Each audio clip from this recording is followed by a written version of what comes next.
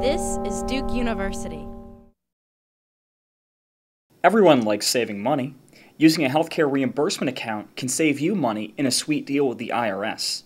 Here's how it works. The Blue Devil works at Duke and earns $40,000 a year. That means he pays about $6,000 a year in taxes. He also spends $1,000 a year on healthcare expenses not covered by his health insurance, things like dental visits, doctor co-pays, and prescription medicine.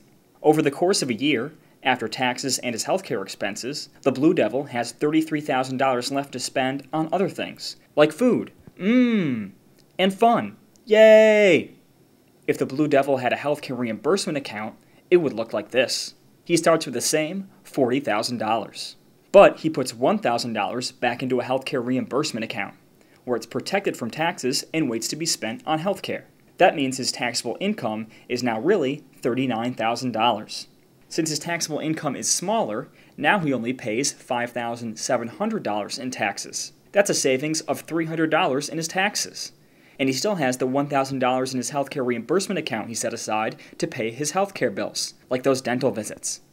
And don't forget, you can use a WageWorks debit card to pay for eligible healthcare expenses when you sign up for a healthcare reimbursement account. It's as easy and convenient as a regular debit card.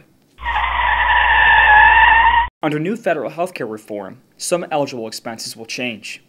Effective January 1st, 2011, participants cannot use the WageWorks card to buy over-the-counter medicine without a prescription.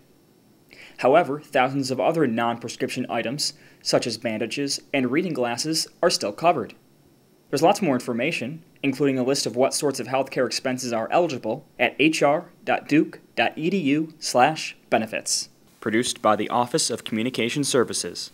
Online at hr.duke.edu.